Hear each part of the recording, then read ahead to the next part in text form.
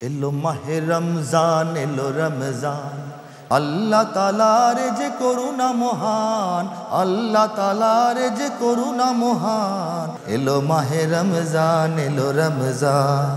আসসালামু আলাইকুম ওয়া রাহমাতুল্লাহি ওয়া বারাকাতুহু। ইন্নাল হামদালিল্লাহ নাহমাদুহু ওয়া নুসাল্লি আলা রাসূলিহিল কারীম।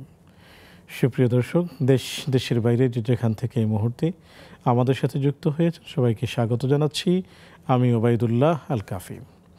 দেখছেন আপনাদের প্রিয় চ্যানেল নেক্সাস টেলিভিশনের রমজানের বিশেষ আয়োজন Madani house travels and tours নিবেদিত এলো মাহে রমজান। সুপ্রিয় দর্শক, এই আয়োজনে নির্দিষ্ট একটি টপিক নিয়ে আমরা বরাবরই কথা বলে থাকি। আজও আমরা কথা বলবো। আজকে আমরা এমন একটি বিষয় নিয়ে কথা বলবো যে বিষয়টি রমজানুল মুবারকের সাথে খুব ভালোভাবে সম্পর্কিত। আল্লাহ রাব্বুল আলামিন পবিত্র কালামুল্লাহ শরীফে ইরশাদ করেছেন, শাহরু রমাদান আল্লাযী উনজিলা ফীহিল কুরআন হুদাল লিন-নাস বায়িনাতিম মিনাল হুদা ওয়াল ফুরকান ফামান শাহিদা মিনকুমুশ শাহরা ফালইয়াসুম। এই যে মাস, মহিমান্বিত হয়েছে এই কোরআনুল কারীমের মাধ্যমে। আল্লাহ রাব্বুল আলামিন এই মাসকে মহিমান্বিত করেছেন, সম্মানিত করেছেন, মর্যাদাবান করেছেন পবিত্র কোরআনুল কারীম নাজিলের মাধ্যমে। আর কোরআনুল কারীম আল্লাহ রাব্বুল আলামিনের পক্ষ থেকে দেয়া আমাদের নবীজি সাল্লাল্লাহু আলাইহি ওয়াসাল্লামের শ্রেষ্ঠতম মুজিজা। আমরা এই বিষয়টি নিয়ে কথা বলবো। আর কথা বলার জন্য আমাদের সাথে অতিথি হয়ে এখানে উপস্থিত হয়েছেন আমাদের বন্ধুবর হাবিবুল্লাহ সিরাজি হাফিজাহুল্লাহ। চলুন আমরা শাইখের কাছ থেকে সালাম বিনিময় করে নিচ্ছি এবং আলোচনা শুনছি। আসসালামু আলাইকুম ওয়া রাহমাতুল্লাহ। ওয়ালাইকুম আসসালাম ওয়া রাহমাতুল্লাহি ওয়া বারাকাতুহু। আজকে আমরা আপনার কাছ থেকে জানব, এই যে কোরআন নাজিলের মাস রমজান, তো কোরআনের হক কি যদি বলতেন। জি, বিসমিল্লাহ আলহামদুলিল্লাহ ওয়াসসালাতু ওয়াসসালামু আলা রাসূলিল্লাহি ওয়া বাদ। আপনি খুবই একটি সুন্দর বিষয় অবতারণা করেছেন। রমাদান মাস মূলত কোরআনের মাস। আপনি যে বিষয়টি জানতে চেয়েছেন তা হলো আল কোরআনের হক সমূহ কী কী। এর আগে আমরা হক বিষয়টা কি এটা আগে বুঝে নিই। হক মূলত যদি একবারে সাদামাটাই বলা যায় তাহলে এটাকে বলা হয় দায় বা ঋণ। অর্থাৎ কোনো ব্যক্তি কারো কাছে ঋণ হলে বা কারো নিকট দায় থাকলে বলে যে এটা পরিশোধ করা আমার হক, বা তার কাছে আমি হক পাই, বা তার কাছে আমার অধিকার পাই। অর্থাৎ ঋণী হওয়া। ঋণ, হক, দায় একই ধরনের অর্থ বহন করে আর কি। তো হক বলতে কোরআনের হক মানে হলো কোরআনের কাছে আমি ঋণী, অর্থাৎ কোরআন কিছু বিষয় আমার কাছে পায় যেটা আমাকে দিতেই হবে। এই বিষয়গুলোকে মূলত হক বলা হয়। তো আপনি জানতে চেয়েছেন কোরআনের হকগুলো কি কি। প্রথমত কোরআনের হক হচ্ছে কোরআনের উপর ঈমান আনা। এই বিষয়টি একটি বিস্তৃত বিষয়। দ্বিতীয় হচ্ছে কোরআন তিলাওয়াত করা। 3 নম্বর হচ্ছে কোরআন শ্রবণ করা। 4 নম্বর যদি বলা হয় তাহলে কোরআনকে মুখস্থ করা, এটা কোরআনের হক। 5 নম্বর হচ্ছে কোরআন অনুধাবন করা বা বোঝা, উপলব্ধি করা। আর 6 নম্বর যদি বলা হয় তাহলে আল আমালু বিল কোরআন, কোরআনের উপর আমল করা। মূলত কোরআনের এই মোট 6টি হকই রয়েছে আর কি। ঈমান কিভাবে আনবে কোরআনের প্রতি? আল্লাহ রাব্বুল আলামিন কোরআন মাজিদেই বলেছেন, আউযু বিল্লাহি মিনাশ শাইতানির রাজিম, ইয়া আইয়ুহান নাস ক্বাদ জাআকুমুর রাসূলু বিল হাক্কি মির রাব্বিকুম ফাআমিনু খায়রাল লাকুম। যে হে মানব সকল, তোমাদের নিকট একজন রাসূল এসেছেন সত্য সম্বলিত কিতাব নিয়ে, ফাআমিনু খায়রাল লাকুম, এটার উপর তুমি ঈমান আনো তাহলে তোমাদের জন্যই কল্যাণ করা। তার মানে কোরআনের উপর ঈমান আনা আমাদের জন্য অত্যাবশ্যক। এখানে কিন্তু আদেশসূচক শব্দ বাক্য ব্যবহার করে আল্লাহ রাব্বুল আলামিন আমাদেরকে খিতাব করেছেন, সম্বোধন করেছেন। তার মানে যে সকল বিষয় মানে আদেশ দেওয়া হয় ওইটা মানা আমাদের জন্য অত্যাবশ্যক। তার মানে কোরআনের উপর বিশ্বাস স্থাপন করা আমাদের জন্য অত্যাবশ্যক বা ফরজ। এখন কোরআনের উপর ঈমান আনা বলতে কি বোঝায়? কোরআনের উপর আমরা আমাদের সমাজে যে চিত্রটা দেখি সেটি হলো যে হয়তো আমরা কোরআন বাজার থেকে কিনে এনে শোকেসের উপর, আলমিরার উপর অথবা যে কোনো এক জায়গায় খুব সুন্দর জায়গায় ওই যে কাপড় দিয়ে পেঁচিয়ে সুন্দর করে রেখে দিই, কিছুদিন পর পর নিয়ে একটু চুমা খাই। এটা আমরা মনে করি যে এই যে আনলাম কোরআনের উপর, এই যে আমার যে কোরআনের প্রতি আমার যে মোহাব্বত, এটাই মনে হয় এটা করলে মনে হয় কোরআনের উপর বিশ্বাস স্থাপন হয়ে যাবে, কোরআনের উপর ঈমান আনা হয়ে যায়। অথবা কোরআন আল্লাহর বাণী এতটুক বিশ্বাস করলেই মনে হয় কোরআনের উপর ঈমান আনা হয়ে যায়, কিন্তু বিষয়টা তা না। এটা আরেকটু বিস্তৃত বিষয়। সেটি হলো এরকম যে কোনো ব্যক্তি কোরআনকে প্রথমত কোরআনকে মানতে হবে, এটা আল্লাহ রাব্বুল আলামিনের পক্ষ থেকে রাসূলুল্লাহ আলাইহি ওয়াসাল্লামের নিকট নির্ভুলভাবে এসেছে, অর্থাৎ এখানে কোনো গ্যাপ নেই। আমাদের সমাজে এরকম কিছু লোক আছে যারা বলে বা মনে করে যে কোরআন 60 পারা, তো 30 পারা তো আমরা জানি, আর 30 পারা হলো বাতিনি, সেটা হলো আমার অমুক পীর সাহেব জানে, অমুক খাজা বাবা জানে, বা এটা হলো বাতিনিভাবে গোপনীয়ভাবে আছে, এটা কেউ জানে না, অমুক জানে। কোনো ব্যক্তি যদি এই ধরনের কোনো বিষয় মনে করে বা সন্দেহ পোষণও করে এই সকল বিষয়, যে কোরআন আমাদের কাছে যে 30 পারা কোরআন আছে, এর চেয়েও বাইরে আরও কোরআন আছে, কেউ যদি এটা মনে করে তাহলে সে কোরআনের উপর ঈমান আনে নাই, তাহলে সে ঈমান হারা বলে বিবেচিত হবে। এরপরে আরও বিষয় আছে, যেমন কোনো ব্যক্তি যদি কোরআনের শিক্ষাকে নির্ভুল মনে না করে, অর্থাৎ কোরআনে যে সকল শিক্ষা বলা হয়েছে এগুলো যদি মনে করে যে এগুলো শেকেল, এটা তো 1500 বছর আগে ছিল, এখন আধুনিক যুগে মডার্ন যুগে কি এই সমস্ত বিষয় তো আসলে প্রযোজ্য নয় বা প্রাসঙ্গিক নয়। কোনো ব্যক্তি এটা যদি সামান্যতম এটা বিশ্বাস করে, মনে করে, বা অন্তরে সন্দেহ জাগ্রত হয় বা একটু সন্দেহ পোষণ করে, তাহলেও কিন্তু সে কোরআনের উপর ঈমান আনে নাই, তাহলেও সে ঈমান হারা হয়ে মৃত্যুবরণ করলো, যদি কেউ এই অবস্থায় মৃত্যুবরণ করে। আবার কেউ যদি এরকম মনে করে যে আসলে কোরআন পূর্ণাঙ্গ না, অর্থাৎ কোরআনে সংযোজন বিয়োজনের সুযোগ রয়েছে, মানে ইত্যাকার বিষয়গুলো যদি কেউ মনে করে এই ধরনের বিষয়গুলো সেন্সিটিভ ইস্যু, তাহলে সে কোরআনের উপর ঈমান আনে নাই।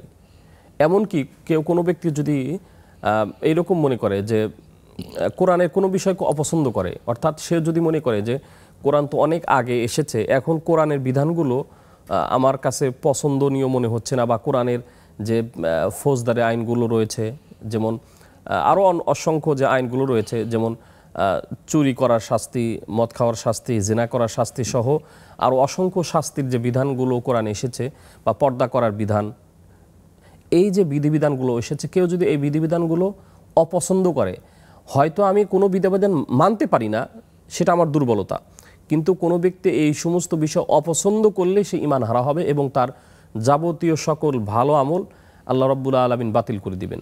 স্পষ্টই আল্লাহ রাব্বুল আলামিন বলেছেন, যালিকা বিআন্নাহুম কারিহু মা আনজালাল্লাহু ফাআহবাতা আমালাহুম। এই আয়াত থেকে আমরা আসবো ইনশাআল্লাহ তাআলা, একটি বিরতি নিয়ে তারপর ইনশাআল্লাহ। সুপ্রিয় দর্শক, সময় হলো একটি বিরতিতে যাবার, ফিরছি একটু পর। আল্লাহ তাআলার যে করুণা মহান, এলো মাহে রমজান, এলো রমজান। আসসালামু আলাইকুম ওয়া রাহমাতুল্লাহি ওয়া বারাকাতুহু। সুপ্রিয় দর্শক, বিরতির পর সাদর আমন্ত্রণ জানাচ্ছি আপনাদের প্রিয় আয়োজন মাদানী হাউস ট্রাভেল সেন্টার্স নিবেদিত এলো মাহে রমজান, সহযোগিতায় ইরশাদুল উম্মাহ আল ইসলামিয়া, ঢাকা। আলোচনা চলছে কোরআনের হক নিয়ে। পবিত্র কালামুল্লাহ শরীফ, তার হক, এবং তার মধ্যে প্রথমটি হলো কোরআনের প্রতি ঈমান আনা। যে কোরআন আমাদের কাছে এসেছে এটি সত্য কোরআন, এর বাইরে কোনো কোরআন নেই, এবং এর ভেতরে যে বিধানগুলো আছে সেই কোনো বিধানকে যদি কেউ সেকেলে মনে করে তাহলে তার ঈমান থাকবে না।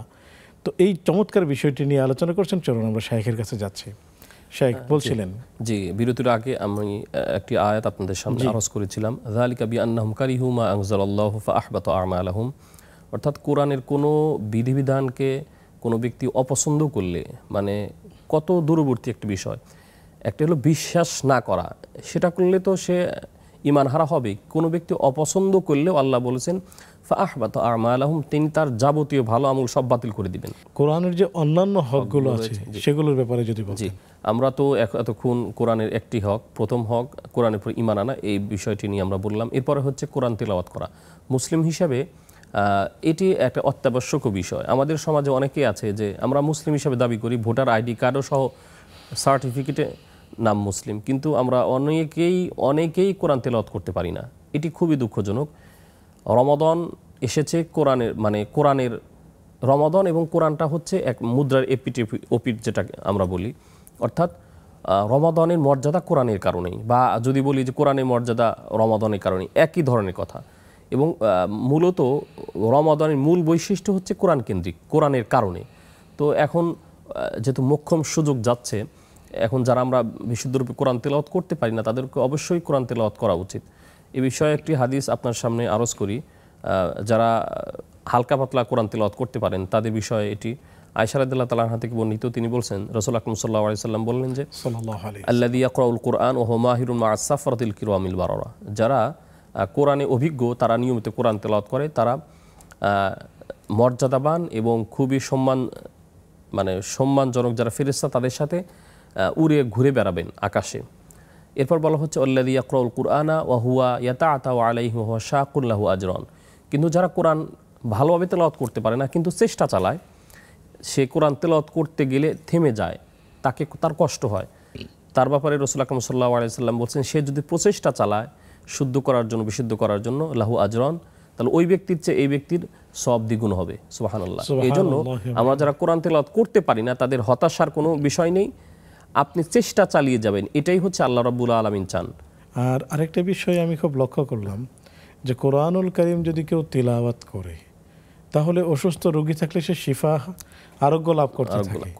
এবং জাপানের বিজ্ঞানীরাও ইদানিং গবেষণা করেছে যে কোরআনুল কারীমের তিলাওয়াত ক্যান্সারের রোগীদেরকে শোনানো হচ্ছে, এটাকে কোরআন থেরাপি বলছে তারা।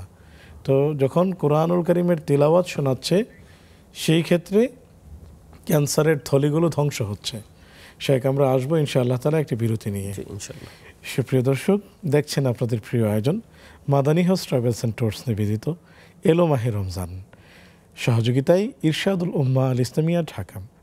সময় হলো একটি বিজ্ঞাপন, বিরতিতে যাবার, ফিরছি একটু পর, আমাদের সাথেই থাকুন। আল্লাহ তাআলার যে করুণা মহান, এলো মাহে রমজান, এলো রমজান। আসসালামু আলাইকুম ওয়া রাহমাতুল্লাহি ওয়া বারাকাতুহু। সুপ্রিয় দর্শক, বিরতির পর সাদর আমন্ত্রণ জানাচ্ছি আপনাদের প্রিয় আয়োজন Madani house travels and tours নিবেদিত এলো মাহে রমজানে, সহযোগিতায় ইরশাদুল উম্মাহ আল ইসলামিয়া ঢাকা। আলোচনা করছেন হাবিবুল্লাহ সিরাজি শেখ। আলোচনার বিষয় কোরআনের হক। ইতিমধ্যেই কোরআনের বেশ অনেকগুলো হক নিয়ে আলোচনা হলো। তার মধ্যে প্রথম হক নিয়ে আলোচনা হলো কোরআনের প্রতি ঈমান, দ্বিতীয় হক হলো কোরআনুল কারীমের তিলাওয়াত। তো কোরআনুল কারীম যদি কোনো ব্যক্তি বেজে বেজে পড়ে, আটকে আটকে পড়ে, তাহলে তাকে দ্বিগুণ সওয়াব দেওয়া হবে। তাহলে ইদানিংকালে আমরা দেখি কেউ কেউ বলছেন যে কোরআনকে বুঝে পড়তেই হবে, না বুঝে পড়লে সওয়াব নেই। এই কথাটি ঠিক নয়, কারণ একজন ব্যক্তি কোরআনের রিডিং পড়তেও যদি সঠিকভাবে না পারে, সে ঠেকে ঠেকে পড়ে, বেজে বেজে পড়ে, সেখানেও যদি তাকে দ্বিগুণ সওয়াব দেওয়া হয়, তাহলে আমরা তো এই কথা বলতে পারি না যে বুঝে পড়তেই হবে। হ্যাঁ, বুঝে পড়তে হবে।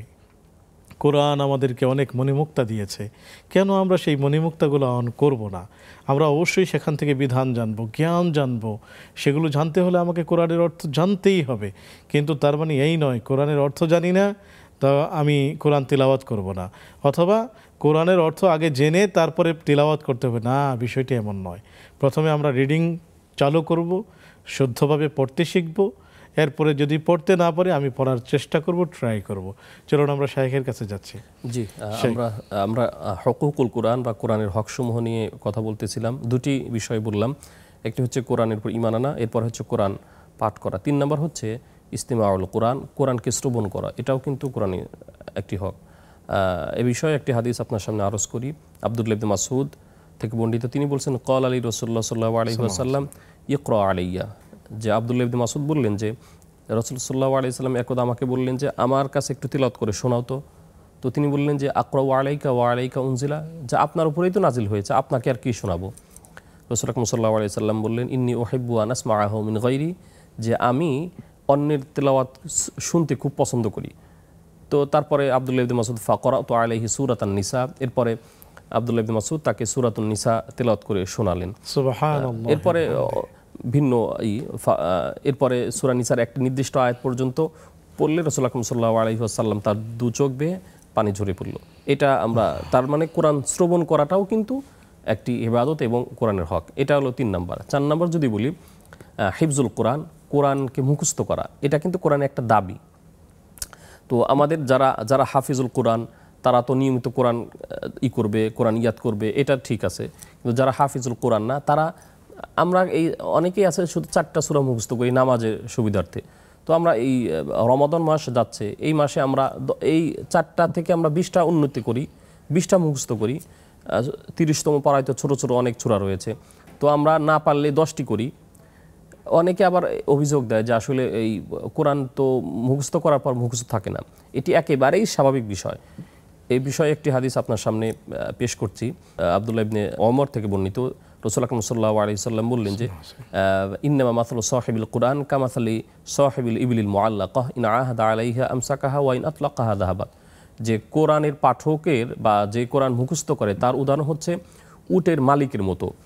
উটের মালিক যদি উটের গলায় রশি খুলে দেয় তাহলে উট যেভাবে দ্রুত পলায়ন করে, কোরআন তেলাওয়াতকারী যার কোরআনের বিভিন্ন সূরা মুখস্থ আছে সে যদি নিয়মিত তেলাওয়াত না করে, উটের চেয়েও কোরআনের আয়াত তার চেয়ে দ্রুত পালায়। তার মানে আপনাকে তেলাওয়াত করতে হবে। আপনি সেই 1 মাস 2 মাস 3 মাস পর পরে একটা সূরা দেখবেন আর বলবেন যে আমার তো মুখস্থ থাকে না, এটা আসলে যৌক্তিক না। এই জন্য এটা মুখস্থ করতে হবে, বেশি বেশি মুখস্থ করতে হবে। আবার যারা বেশি মুখস্থ করেছেন নিয়মিত যদি এরা চর্চায় না রাখেন ভুলে যাবেন, ভুলে যাওয়া কিন্তু আবার অপরাধ। হাদিসে এসেছে যে বিইসামা আলী আহাদিন আইয়াকুল নাসিতু আয়াতা কাইতা বাল নুসিয়া ওয়াস্তাযকুরুল কুরআন ফাইন্নাহু আশাদ্দু তাফাসসুন মিন সুদুরির রিজালি মিনান নাম। যে কোনো ব্যক্তি এই কথা বলা খুবই নিকৃষ্ট একটি কথা যে আমি তো অমুক আয়াত ভুলে গেছি। তো বরং তোমরা বেশি বেশি কোরআনকে তোমরা তোমরা চর্চা করো, কারণ কোরআনের আয়াতগুলো ওই রশি ছাড়া উটের চেয়েও দ্রুত পলায়ন প্রবণ। তার মানে কোরআনকে আমার চর্চায় আনতে হবে। তো এটা 4 নাম্বার গেল। 5 নাম্বার হচ্ছে কোরআন অনুধাবন করা বা কোরআন বুঝে পড়া, তাদাব্বুরুল কোরআন। মূলত কোরআনের মূল দাবি এটা। দেখেন আমাদের সমাজে কি কেউ আছে যে আমরা একটা বই পড়ি না বুঝে পড়ি? অবশ্যই বুঝে পড়ি। সকালে আমরা পত্রিকা পড়ি, কেউ কি না বুঝে পত্রিকা পড়ি যে শুধু রিডিং পড়ি? অবশ্যই বুঝে বুঝে পড়ি, এবং কোথায় কি ঘটনা ঘটেছে আমরা কিন্তু বুঝে পড়ার চেষ্টা করি। আমরা অনেকে ফেসবুক চালাই, না বুঝে কি পড়ি কি হচ্ছে কোথাও? আমরা টিভিতে দেখি। এই অনুষ্ঠানটা যারা দেখছেন তারা কি না বুঝে দেখতেছেন? অবশ্যই আমরা কি আলোকপাত করছি এটা তো অবশ্যই আপনারা বোঝার চেষ্টা করছেন। তো কোরআনের মূল দাবি হচ্ছে বুঝে পড়া। এই জন্য আল্লাহ রাব্বুল আলামিন বারবার কোরআনে বিভিন্ন আঙ্গিকে বিভিন্ন জায়গায় বলছেন আফালা ইয়াতাদাব্বারুনাল কুরআন আম আলা কুলুবিন আকফালুহা। অনেক জায়গায় বিভিন্নভাবে বলেছেন। তো কোরআন বুঝে পড়াটাও কোরআনের একটি হক, এবং এটা অন্যতম হক। এটা 5 নাম্বার। 6 নাম্বার এবং সর্বশেষ হক হলো আল আমালু বিল কুরআন, কোরআনের উপর আমল করা। এটা 2 ভাবে করা যায়। একটি হলো কোরআনে যে সকল আমল সরাসরি করতে বলেছেন আল্লাহ, আকিমুস সালাত আতুজ যাকাত, সালাত আদায় করা, যাকাত আদায় করা, এরপর ভালো কাজ করা, দান খয়রাত করা, অসংখ্য আমলের কথা, শত শত হাজার হাজার আমলের কথা আল্লাহ রাব্বুল আলামিন কোরআনে বলেছেন। আরেকটি গুরুত্বপূর্ণ বিষয় যে আল্লাহ রাব্বুল আলামিন শুধু আমল নিজে করতে বলেননি, কিছু আমল আছে, কিছু বিধিবিধান আছে যেগুলো প্রতিষ্ঠা করতে বলেছেন। তো প্রতিষ্ঠা করাও এই আমলের অন্তর্ভুক্ত। এবং কোনো ব্যক্তি যদি কোরআনের যে বিধিবিধানগুলো আছে এগুলো যদি প্রতিষ্ঠার সাথে যুক্ত না থাকে বা এর সাথে প্রচেষ্টারত না থাকে, তাহলেও সে কোরআনের হকগুলো আদায় করলো না। কারণ আল্লাহ রাব্বুল আলামিন স্পষ্টত বলেছেন, রাসূল সাল্লাল্লাহু আলাইহি ওয়াসাল্লামকেও আল্লাহ বলেছেন ইন্না আনজালনা ইলাইকাল কিতাব লিতাহকুমা বাইনান নাস বিমা আরাকাল্লাহ, যে আমি তোমার নিকট কোরআন নাজিল করেছি এ কারণেই যে তুমি মানুষের মাঝে বিচার ফয়সালা করবে সত্য সহ। শুকরিয়া, অনেক অনেক শুকরিয়া। খুবই চমৎকারভাবে আমরা কোরআনের হকগুলো জানলাম আপনার মাধ্যমে। আপনাকে অনেক শুকরিয়া জানাচ্ছি। অসংখ্য ধন্যবাদ। সুপ্রিয় দর্শক, এই ছিল আজকে আমাদের আয়োজন।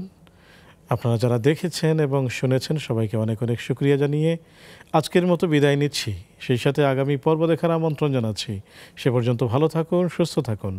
আসসালামু আলাইকুম ওয়া রাহমাতুল্লাহি ওয়া বারাকাতুহু। এলো মাহে রমজান, এলো রমজান, আল্লাহ তাআলার যে করুণা মহান, আল্লাহ তাআলার যে করুণা মহান। এলো মাহে রমজান, এলো রমজান, আল্লাহ তাআলার যে করুণা মহান, আল্লাহ তাআলার যে করুণা মহান। এলো মাহে রমজান, এলো রমজান।